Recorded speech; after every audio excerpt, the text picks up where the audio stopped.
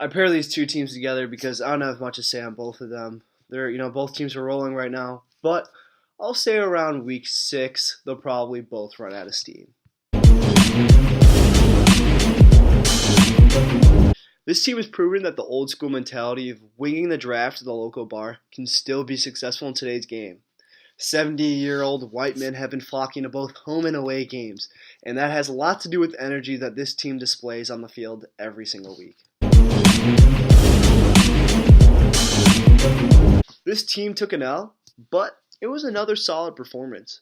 What proved costly, though, was an internal struggle this owner is dealing with every single week, where he has to choose who to start between his two favorite Chiefs of all time, Alex Smith and Patrick Mahomes. The stress from this dilemma will grow as the season continues, and his decisions will eventually weigh too much on the conscience of the owner. Expect a retirement or an utter collapse in the coming weeks.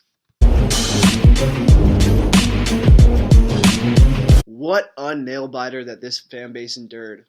The game looked all but over, but like this team has continuously done over the years, it leans on the back of players no one else in the league wants to touch, as this team trusted Case Keenum to move its kicker in field goal range to seal the deal with a game-winning kick.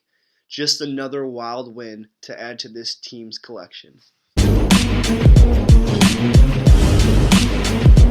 Second week in a row that this team dropped. It looked like a lost week from the get-go when this squad lost points for filling out the full starting lineup with the defense. But with an upgraded defense this week with good matchups coming up, and a running back injury actually clearing the way for 3 trusted receivers to be thrown into the starting lineup, this team could be trending upward very soon.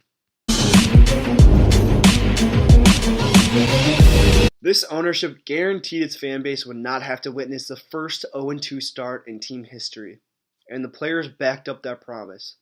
A nice win, but with the team comes a big question mark. What is this team going to do in its running back 2 slot? The tandem of Peyton Barber and Alfred Morris is not looking promising. Tough loss for this group, as it started strong but fell behind late and couldn't pull off the comeback in time. The promotion of Tevin Coleman looks like a great addition to the starting lineup for the next few weeks, while the signing of Jared Cook proved to be nothing special as most expected. An interesting injury this team might need to address is a hamstring tweak to starter Dalvin Cook. Kenyon Drake and Tevin Coleman should fill in nicely, but who this team decides to place in the flex should be an interesting storyline to watch. 9th seems like a low ranking for a team that's 2-0, but this group finds itself here due to another week facing the plague. This week, it was starter Joe Mixon that got raped and tortured. The team hopes $1 million signing Gio Bernard can steady the ship for a couple weeks, and the possible comeback of Marquise Goodwin would be very timely, but I'm not sure this team can sustain any more injuries.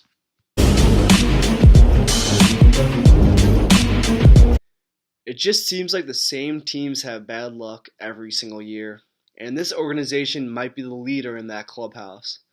This squad was in prime position to escape with a win and start better than 0-2 for the first time in team history. But 2 garbage time touchdowns dragged this team right back down to reality. However, the future is still bright. With the return of Mark Ingram and Alshon Jeffrey just over the horizon, and the incredible potential that Josh Gordon could have in New England, there is a lot to be excited about. It looks like Jay Ajayi might have a run for his money as his team's highly coveted RB3. With waiver wire pickup of the year, Philip Lindsay, pushing for starting minutes.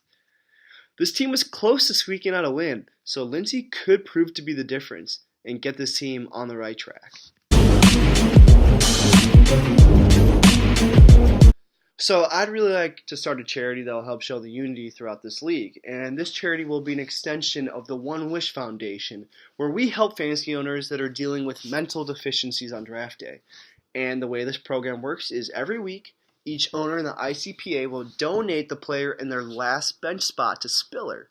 While these players don't add too much value to the teams of normal owners, these donations can each go a very long way to helping the teams of the owners with draft day disabilities. Please make sure to donate.